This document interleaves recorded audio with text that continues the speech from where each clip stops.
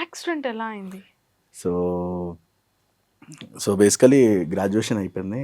I was about to fly to New Zealand masters చేద్దామని చెప్పేసి అనుకున్నానే. సో లేటర్ ఆన్ ఒకసారి ఇట్లనే అంటే shopping everything is done. So next day evening ఇట్లా ఫొటోస్ ఎడిట్ చేస్తూ కూర్చున్నాను ఇంట్లో. ఫ్రెండ్స్ వెళ్ళి బికాస్ యాజ్ అ ఫోటోగ్రాఫర్ మాకు లేట్ నైట్స్ తిరగడం అలవాటు బాగా. సో డిన్నర్కనే బయలుదేరాం as regular day. So then I went for a dinner. Hardly ఇంటి నుంచి ఒక 2 కిలోమీటర్స్ వెళ్ళేసరికి I met with an accident. ఒక అతను తాగేసి వచ్చి ఈ వాజ్ అన్ జీప్, నేను టూ వీలర్. సో జీప్తో జీప్తో గుద్దితే యాక్సిడెంట్ అయింది నాకు. ఎక్కడ? బెంగళూరు? హైదరాబాద్లోనే. హైదరాబాద్లోనే? ఇంటి దగ్గరే 2 కిలోమీటర్స్లో. Before marriage? Before marriage. Okay. So అంటే తను తాగేసి వచ్చి గుద్దడం వల్ల on the spot I was blank, అంటే లెగ్ ఇవన్నీ స్మాష్ స్పాట్లో. సో హెవీ ఇంపాక్ట్ అసలు. ఎన్ని ఇయర్స్ బ్యాక్ అండి? 2013, 21 నా ఏజ్ అప్పుడు. సో ఐ మీన్ అంటే accident moment it was like అసలు ఎక్స్పెక్ట్ అంటే నాకు ఎలా అయిందో ఇప్పటికీ తెలియదు. ఇది బ్లాంక్ కదా, ఫ్రాక్షన్ ఆఫ్ సెకండ్స్లో అయిపోయింది మొత్తం. సో నేను లేచేసరికి లెగ్ ఇట్లా కింద వేలాడుతూ ఉండే మొత్తం. మొత్తం ఈ పార్ట్ ఈ సైడ్ పార్ట్ కానీ హ్యాండ్ పార్ట్స్ కానీ మొత్తం డ్యామేజ్ ఆల్మోస్ట్.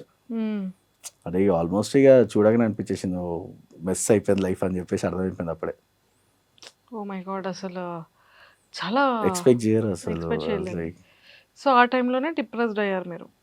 డిప్రెస్డ్ కంటే కూడా అంటే ఏంటంటే ఒక ప్లాన్ లైఫ్ ఉంటుంది, అది ఒక్కసారి ఆ ప్లాన్ లైఫ్ కొలాప్స్ అయిపోతే ఏం చేయాలో తెలియదు మనకి. మా హాస్పిటల్లో tantrums was like too much. ఇంకా అది చాలా అంటే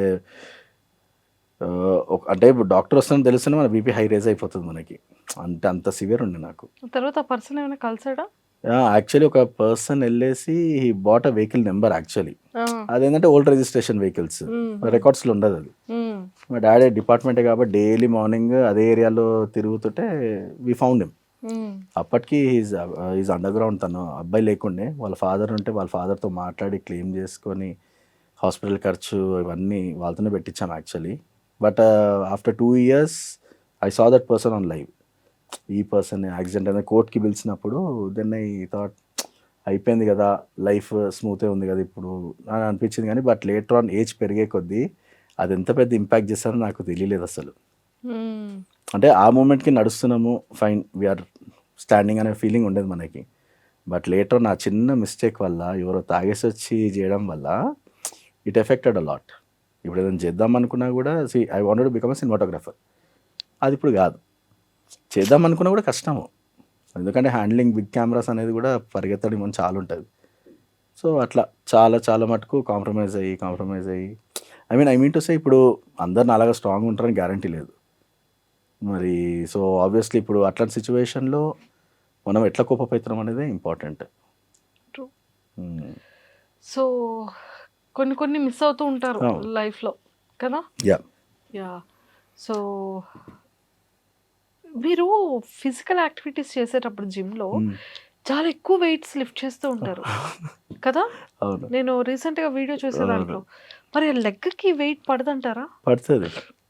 so everything comes with practice అండి. పర్వాలేదా మరి?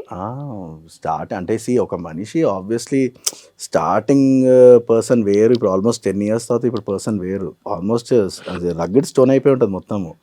సో ఇప్పుడు ఎంత ప్రెజర్ వేసినా కూడా తట్టుకునే శక్తి అవుతుంది. వెయిట్స్ అవన్నీ డజంట్ మ్యాటర్ ఇప్పుడు. సో యా వెరీ అంటే అట్లా అడాప్ట్ చేసుకోవాలి ఏదున్నా కూడా. ఇప్పుడు అది కాదు అని కాకుండా you have to search for an alternative. ఇప్పుడు దేనికో దానికి ఆల్టర్నేటివ్ కంపల్సరీ.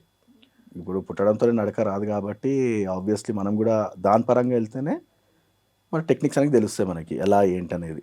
ఓ లిమిట్ అనేది ఉంటుంది, ఏది చేయొచ్చో ఏది చేయకూడదు. సో అట్లాంటి ఫాలో అయిపోతే యూ కెన్ డూ వర్కౌట్స్ కానీ అన్ని ఎవ్రీథింగ్ ఇస్ ఐ డూ. మీరు యాక్చువల్లీ రాను ఇంకా బిగ్ బాస్ ఎపిసోడ్స్ చూస్తుంటే ఐ డాన్స్డ్ ఆల్సో. అసలు ఎక్స్పెక్ట్ చేయరు. లేదా టాస్క్లో కూడా మంచి పొట్టాపొట్టి ఇచ్చారని తెలిసింది. మీరు శ్వేత ఇద్దరు కూడా చాలా స్ట్రాంగ్ కంటెస్టెంట్స్ మాకు అని బయట టాక్. ఇది actually I have to tell something. అంటే బిగ్ బాస్లో ఉన్నంతసేపు కూడా ఇది యాక్చువల్లీ బయట టాక్. ఏమనుకుంటారు అంటే కొంతమంది ప్రసన్నకు సింపతితో పడిపోతాయి కదా, సింపతి చూపిస్తే ఎలా ఇదని చెప్పి అన్నారు. ట్రస్ట్ మీ, మీరు ఒక్కసారి ఎపిసోడ్స్ చూసాక ఎవరు నన్ను సింపతితో గేమ్ ఆడరు. ఎట్లుంటుంది అంటే లిటరలీ ఒక మనుషులు ఫైట్ చేసి ఎట్లుంటుందో అట్లా ఉంటుంది మీకు. అంత భయంకరంగా ఉంటుంది అంత లిటరల్లీ. ఫైట్ చేశారు. అంటే లుక్స్ కూడా అట్లే ఉంటుంది. అంటే when you on the stage కదా, తిను ఫిజికలీ ఛాలెంజ్డ్, తిను కొంచెం లూజ్, ఏమీ లేదు. హ్మ్.